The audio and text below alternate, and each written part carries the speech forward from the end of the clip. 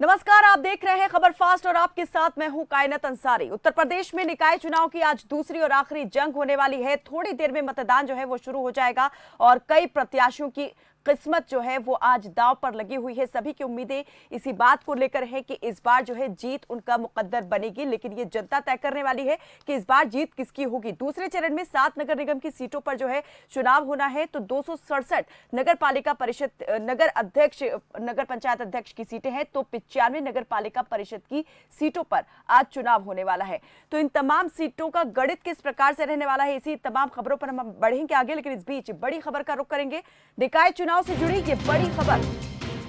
UP में निकाय चुनाव के दूसरे चरण का मतदान आज 7 बजे से वोटिंग शुरू होगी। 38 जिलों में आज वोटिंग। 9 मंडल, 38 जिले, 7 नगर निगम, 95 नगर पालिका पर मतदान और 267 नगर पंचायत पद और पार्षद सीटों के लिए वोटिंग होनी है। 7 मेयर समेत 3459 पार्षदों का ये चुनाव है। तो आपको बता दें कि मेरठ, गाजियाबाद, कानपुर, अलीगढ़, शाहजहांपुर, अयोध्या, बरेली, ये वो 7 जिले हैं जहां पर नगर निगम के लिए मेयर पद के लिए चुनाव होना है और सभी पूरा जोर लगा चुके हैं कि इस बार जो है मेयर उनका बने। 95 नगर पालिका परिषद, 267 नगर पंचायत अध्यक्ष की सीटों पर आज मुकाबला है। मुकाबला काफी कड़ा रहने वाला है, क्योंकि 2017 की अगर बात करें तो 16 नगर निगम की सीटों पर चुनाव हुआ था। 16 नगर निगम में मेयर पद के लिए चुनाव हुआ था। 14 नगर निगम जो है बीजेपी ने जीते थे, जबकि 2 पर बसपा ने अपनी जीत दर्ज की थी। लेकिन इस बार जो है मुकाबला कांटे का देखा जा रहा है। सपा भी पूरा दमखम लगा चुकी है इस बार चुनावी मैदान में, क्योंकि ये चुनाव जो है 2024 का भी खाका एक प्रकार से पेश करने वाला है। तो राजनीतिक पार्टियों के लिए उनकी साख और प्रतिष्ठा के लिहाज से ये चुनाव काफी बड़ा है। तो किस मंडल की किस जिले में हो रही है वोटिंग, आपको ग्राफिक्स के माध्यम से लगातार दिखा रहे हैं। 7 नगर निगमों में महापौर पद पर 90 उम्मीदवार चुनावी मैदान में है। नगर पालिका परिषद अध्यक्ष के लिए 1150 उम्मीदवार चुनावी मैदान में। नगर पालिका परिषद के सदस्य के लिए 14,313 उम्मीदवार।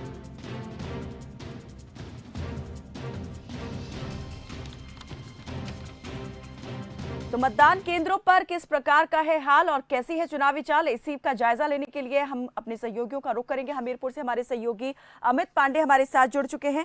अमित यादव हमारे साथ जुड़े हैं। अमित, आपसे ये जानना चाहेंगे, जरा बताएं कि मतदान केंद्रों के बाहर आप कैसी तस्वीर देख रहे हैं। मुकाबला कैसा आप मानते हैं कि इस बार का रहने वाला है हमीरपुर में, क्योंकि पिछली बार पहले फेज की अगर बात करें निकाय के, तो मतदान उम्मीदों से काफी कम रहा था। इस बार क्या लगता है जनता रिकॉर्ड तोड़ वोटिंग करेगी? जी कहना बिल्कुल। मैं आपको बता दूं कि हमीरपुर जिले में सुबह से ही मतदान स्थलों पर लोगों का आना जाना शुरू हुआ हो गया है और लोग बढ़ चढ़ करके हिस्सा ले रहे हैं। और वहीं बात की जाए जो पार्टियां हैं, पार्टियों में ये 2024 चुनाव का सेमीफाइनल मुकाबला को देखते हुए पार्टियों ने भी अपना सारा दमखम लगा दिया है, जिसको लेकर के हमीरपुर जिले का जो 7 नगर निकाय चुनाव में 3 नगर पालिका और 4 नगर पंचायतों का चुनाव है, जिसमें 100 से अधिक जो प्रत्याशी हैं वो मैदान पर है। उसी को लेकर के हमीरपुर जिले में सपा, बसपा और बीजेपी के बीच खासी टक्कर मानी जा रही है। और वहीं हमीरपुर जिले में जो मामला है वो त्रिकोणीय हो गया है, क्योंकि हमीरपुर जिले का जो है वहां पे सबसे ज्यादा निषाद बहुबल माना जाता है, जिसमें बीजेपी से कुलदीप निषाद हैं, तो वहीं बीएसपी से प्रेमचंद निषाद हैं। तो समाजवादी पार्टी ने जो है वो शमन प्रत्याशी युगांग मिश्रा को उतारा है, क्योंकि जो बीजेपी से है वो हमीरपुर जिले की जो सामान्य सीट थी उस पर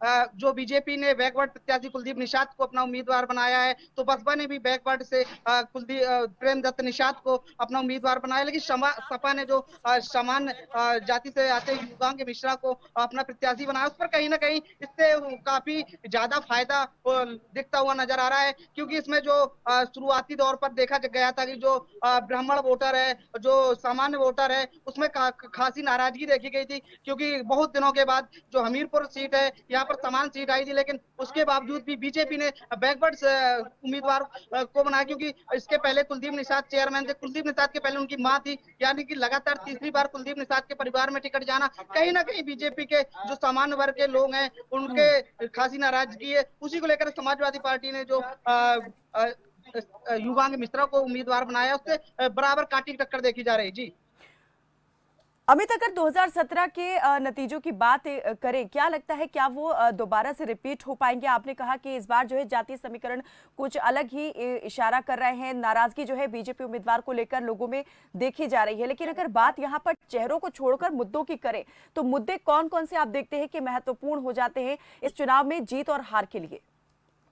कायनात, बिल्कुल मैं आपको बता दूं, हमीरपुर जिला है जो दोनों नदियों के बीच बसा हुआ है, यमुना और बेतवा। सबसे बड़ी समस्या है बाढ़ की। यहाँ पर यमुना तटबंध के लिए लोगों को जो बाढ़ आती है, यमुना तटबंध न बनने के वजह से लोगों के घर भर जाते हैं। उसको लेकर में लोगों ने कई बार तटबंध बनवाने के लिए प्रयास किया, लेकिन वो तटबंध न बन पाना और वहाँ साफ सफाई को लेकर के जिले में कई ऐसे मुद्दे हैं जो स्वास्थ्य को लेकर के जो यहाँ पर सफाई है, जो स्वास्थ्य के और जो यमुना तटबंध सबसे बड़ा मुद्दा है। और ग्राम जो 2017 में 5 ग्राम पंचायतों को इस पर जोड़ा गया था, उन पर कहीं ना कहीं विकास ना पहुंच पाना, इस पर बीजेपी के प्रत्याशी को खासा नुकसान होता दिखाई दे रहा है। जी अमित, यहाँ पर वोटर्स भी पहुंच गए हैं मतदान केंद्र के बाहर।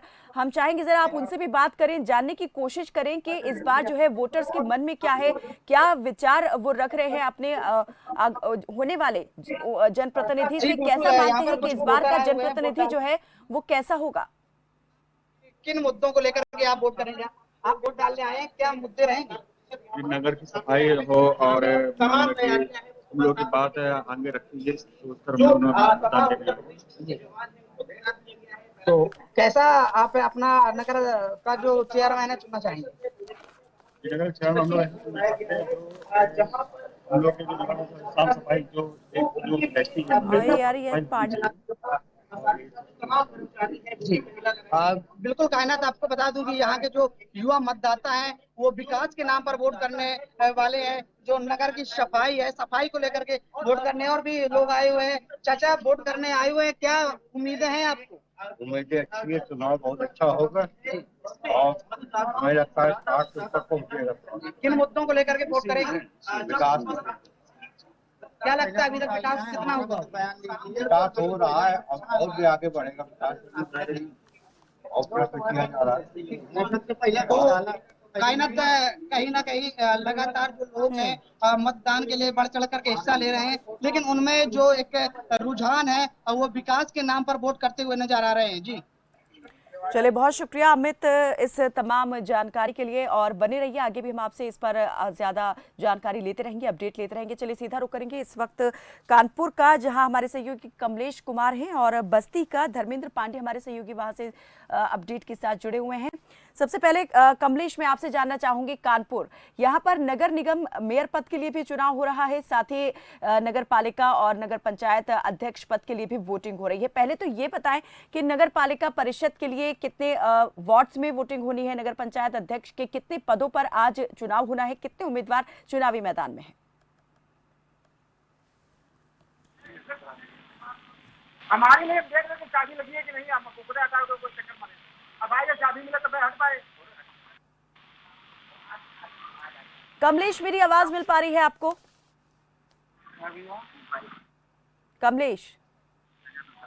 कमलेश, आपकी आवाज हम तक नहीं पहुंच पा रही है, कुछ तकनीकी दिक्कत है लगता है। धर्मेंद्र का रुख करेंगे, धर्मेंद्र पांडे बस्ती से जुड़े हुए हैं। धर्मेंद्र, जरा बताएं कि बस्ती मंडल में जो है मतदान केंद्र पर आप कैसी तस्वीर देख पा रहे हैं? मुकाबला कितना कांटे का रहने वाला है इस बार उम्मीदवारों के बीच में, और कौन किस पर भारी पड़ेगा?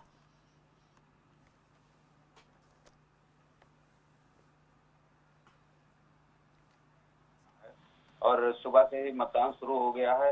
अभी मतदान केंद्रों पर युवा लोगों की भीड़ बढ़ रही है। यहाँ जो है कांटे की टक्कर है। पवनार नगर पंचायत में बसपा ने कोई उम्मीदवार नहीं उतारा है अपना। बाकी जगहों पे बसपा, भाजपा और सपा का आपस में टक्कर दिखाई पड़ रहा है। जी धर्मेंद्र, जैसे आपने कहा कि बीजेपी और सपा के बीच में कांटे की टक्कर दिखाई दे रही है। तो ये बताएं कि चुनाव प्रचार में दोनों ही पार्टी के नेताओं की तरफ से पूरी ताकत झोंकी गई है। कौन कौन से ऐसे मुद्दे रहे जो सबसे ज्यादा प्रभावित करने वाले हैं इस बार के चुनाव को? देखिए, यहाँ पर विकास सबसे बड़ा मुद्दा है, क्योंकि जो भी नगर पंचायत अध्यक्ष हुए उन्होंने कोई विकास कार्य नहीं किया है, जिसको लेकर काफी आक्रोश मतदाताओं में देखा जा रहा है। मतदाता इस बार जो भी विकास करेगा उसी को वोट करने का मूड बना रहे हैं। जी धर्मेंद्र, आपसे ये भी जानना चाहेंगे, जरा बताएं कि नगर पालिका परिषद और नगर पंचायत अध्यक्ष पद की कितने ऐसे पदों पर जो है आज वोटिंग होने वाली है, कितने उम्मीदवार मैदान में हैं?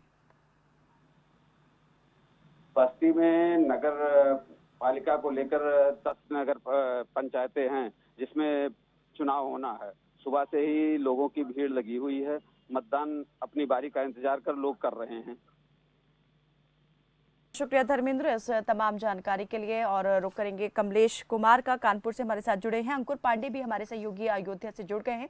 अंकुर, आपका रुक करूंगी, लेकिन पहले मैं कमलेश के पास जाना चाहूंगी। कमलेश, आपसे मैं ये जानना चाहूंगी, जरा बताएं कि इस बार जो है नगर निगम में मेयर पद के लिए आप कैसे देख रहे हैं कि कितना मुकाबला जोरदार रहने वाला है, कांटे की टक्कर किसके बीच आप देख पा रहे हैं? और साथ में नगर पालिका परिषद और नगर पंचायत अध्यक्ष की कितने पदों पर कितने वार्ड्स में आज वोटिंग हो रही है? हेलो जी कमलेश।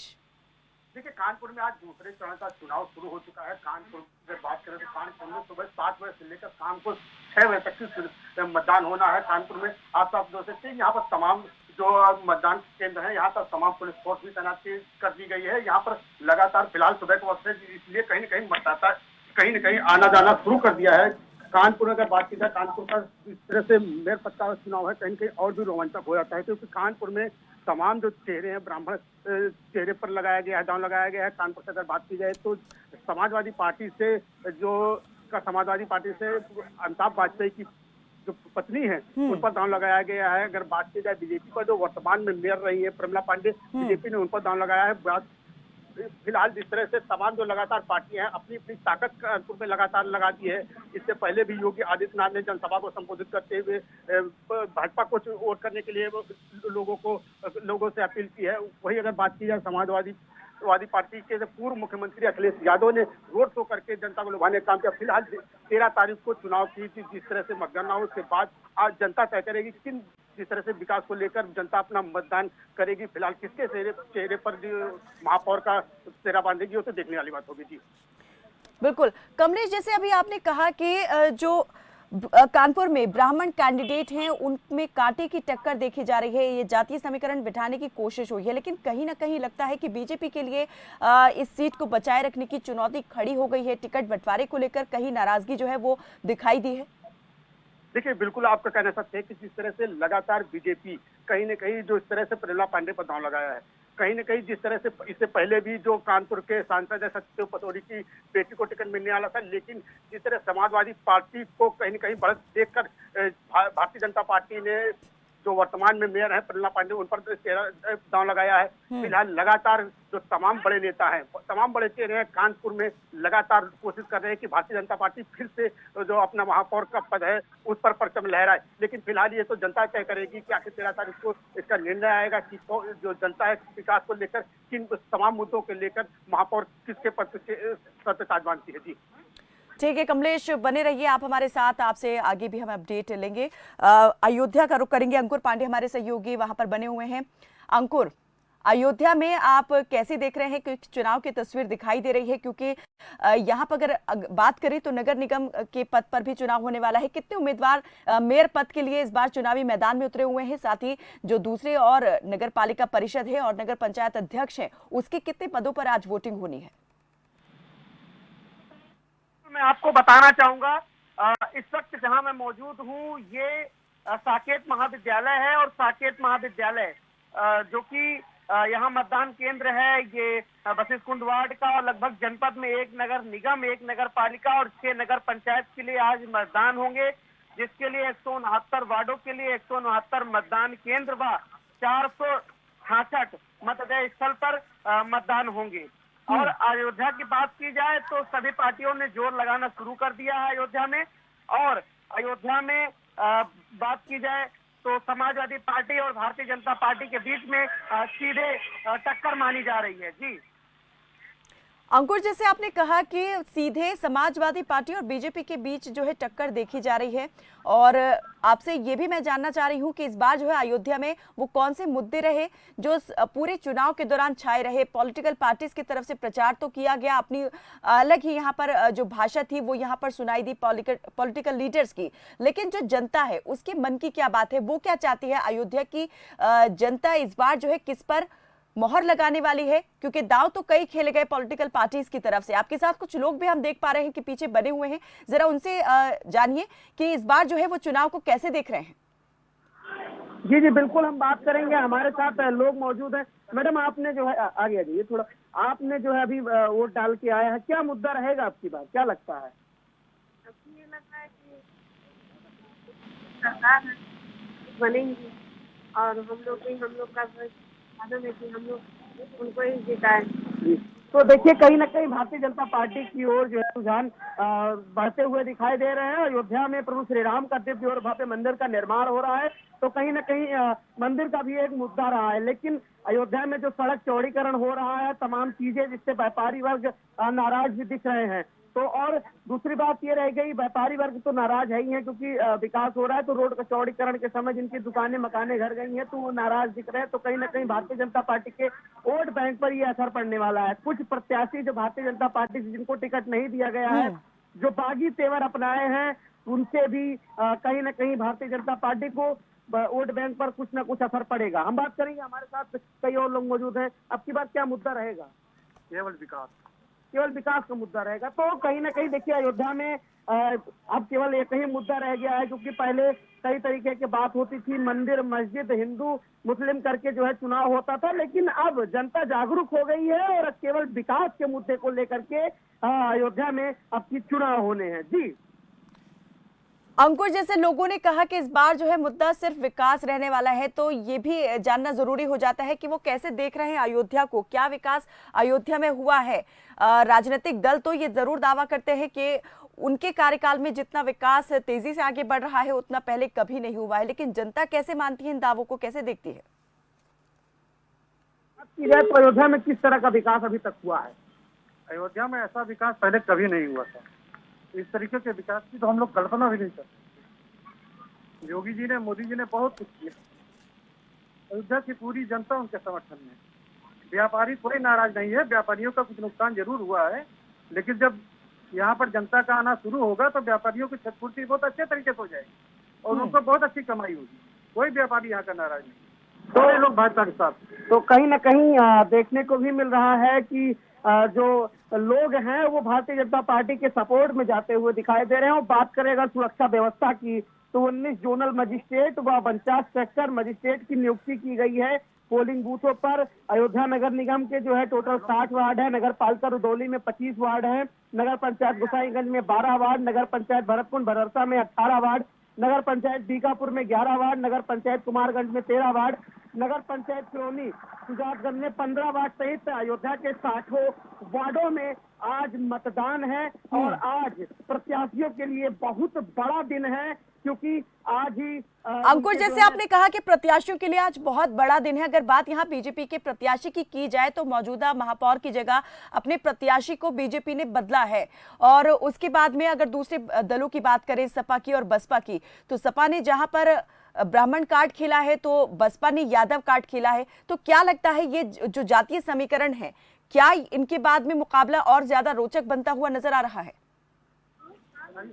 जी जी, अब अयोध्या में तो कहीं ना कहीं देखिए एक तरीके से जातिवाद की लड़ाई इसको कहा जा सकता है, क्योंकि इसके पहले अयोध्या के महापौर ऋषिकेश उपाध्याय थे, पार्टी ने उसको चेंज करके महंत गिरीशपति त्रिपाठी की, क्योंकि अयोध्या में साधु संत का वोट बैंक एक महत्व रखता है, तो कहीं ना कहीं साधु संतों को भी साधने का काम भारतीय जनता पार्टी ने किया है। तो कहीं ब्राह्मण वर्ग को साधने के लिए समाजवादी पार्टी ने एक ब्राह्मण कैंडिडेट को अयोध्या से उतारा है, ब्राह्मण वोट को साधने के लिए। जी कहना जी। चलिए अंकुर, बने रहिए हमारे साथ, आगे भी हम आपसे इस पर ज्यादा जानकारी लेते रहेंगे।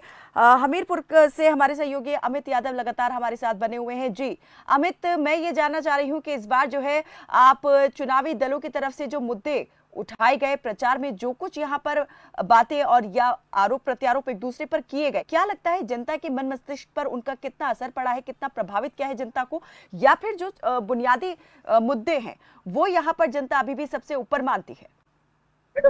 जी कहना बिल्कुल, मैं आपको बता दूं हमीरपुर जिले में जो सबसे प्रमुख मुद्दे हैं वो जो बाढ़ आती है, बाढ़ से लोग अपने घर से बेघर हो जाते हैं, बांध जो तट है उसका निर्माण ना होना प्रमुख मुद्दे हैं। जो जो पांच ग्राम पंचायतों को जोड़ा गया था उन पर अभी तक विकास ना पहुंच पाना, दूषित पानी पीना, नाला और नालियों की सफाई ना होना, ये सबसे अहम मुद्दे हैं। तो वहीं बात की जाए जो प्रत्याशी है आरोप प्रत्यारोप लगा रहे हैं, तो वहीं जो बीजेपी के चेयरमैन है कुलदीप निषाद, इनके पहले उनकी मां चेयरमैन रही 5 साल, उसके बाद कुलदीप निषाद हुए, लगातार 10 वर्षों से उनके ही घर पर कब्जा है और लगातार तीसरी बार जिस तरह से बीजेपी ने उनको ही टिकट दिया है, तो कहीं ना कहीं स्थानीय मुद्दों को ना देखते हुए लोग ये देखना अहम मानते हैं कि जिस तरह से कई सालों के बाद हमीरपुर जो नगर पालिका है, यहाँ पर जो समान सीट आना और समान सीट से जो समान वर्ग को बीजेपी के द्वारा दरकिनार करना,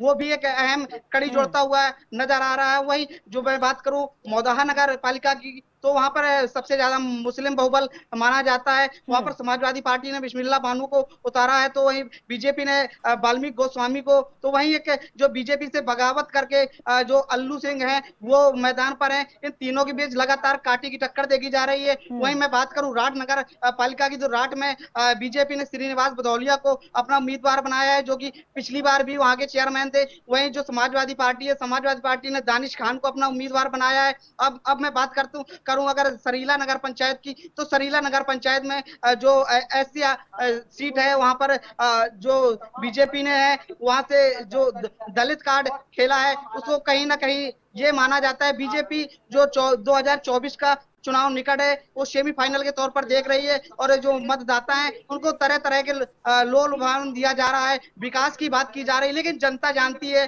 कि कौन विकास करेगा, लेकिन जनता अभी तक अपने पत्ते खोलते हुए नहीं नजर आ रही। जी ठीक है, चलिए बहुत शुक्रिया अमित इस तमाम जानकारी के लिए। बने रहें। जैद अंसारी हमारे साथ लोनी से जुड़ गए हैं, हमारे सहयोगी। जैद, सबसे पहले तो मैं लोनी के बारे में आपसे ये जानना चाहूंगी कि इस बार जो है प्रत्याशियों के बीच आप कैसे देख रहे हैं कि पॉलिटिकल पार्टीज ने कितना सोच विचार करके अपने उम्मीदवारों को चुनावी मैदान में उतारा है और कितना ध्यान रखा गया, हर एक चीज को सोचा गया, समझा गया, चाहे बात क्षेत्रीय समीकरणों की करें या फिर जातीय समीकरणों की, किस तरह से साधने का काम किया गया है, और इस बार मुकाबला आप कैसे देख पा रहे हैं कि कैसा रहने वाला है?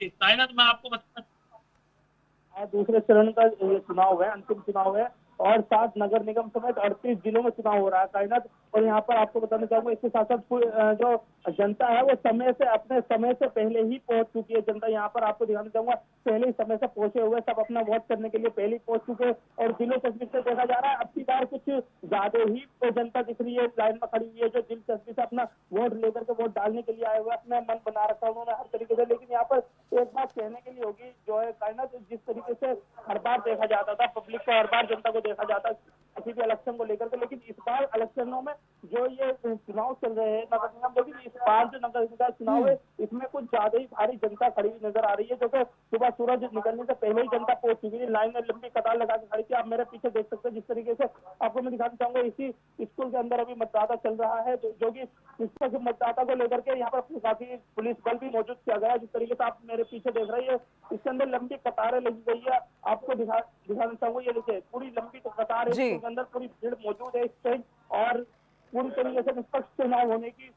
जैद, जैसे आप यहाँ पर तस्वीरें हमें दिखा रहे हैं, मतदान केंद्र के अंदर का नजारा भी हमने देखा कि काफी लोगों की भीड़ हम देख पा रहे हैं कि अंदर बनी हुई है, मतदाता बड़ी संख्या में पहुंचे हुए नजर आ रहे हैं, और आपने जैसे कहा कि समय से पहले ही, मतदान शुरू होने से पहले ही लंबे कतार यहाँ पर लगना शुरू हो गई थी मतदाताओं की, तो समझा जा सकता है कितना महत्वपूर्ण वो इस चुनाव को मान रहे हैं और कितना यहाँ पर इस चुनाव को लेकर वो उत्साहित भी हैं। लेकिन सबसे जरूरी ये भी हो जाता है कि उम्मीदवार जो है वो कितनी बड़ी संख्या में उतरे हुए हैं और कितना आसान या कितना मुश्किल होने वाला है जनता के लिए उम्मीदवार का चयन करना। इस बार को देखिए, मैं तैनात कहना चाहूंगा 38 जिलों में 370 नगर निकाय चुनाव में है। 6,929 पदों के लिए वोटिंग की जा रही है, आज की जा रही है। इसी के साथ आप मेरे पीछे साफ तस्वीर है, ये देख सकते हैं लंबी कतार। सुबह अभी समय हुआ 7:24 से सुबह सूरज निकलने से पहले ही पब्लिक की जमावड़ा लग चुका था, यहाँ लंबी कतारें लग चुकी थी। लेकिन उसी तरीके से मैं देखना चाहूंगा, ये देखिए पीछे मैंने देखिए पूरी कतार लंबी है। इसी तरीके से भारी पुलिस बल भी तैनात किया गया। चलिए, बहुत शुक्रिया जैद इस तमाम जानकारी के लिए और हमारे तमाम सहयोगियों का तमाम जानकारी देने के लिए बहुत शुक्रिया। लगातार हम निकाय चुनाव पर अपडेट आपको देते रहेंगे, क्योंकि निकाय चुनाव की ये दूसरी और अंतिम जंग है। दूसरे चरण के लिए आज मतदान हो रहा है। 13 मई को नतीजे जो है वो सामने आ जाएंगे और साफ हो जाएगा कि इस बार जो है निकाय की जंग में किसका रंग जमा है। फिलहाल के लिए दीजिए इजाजत, देखते रहे खबर फास्ट। नमस्कार।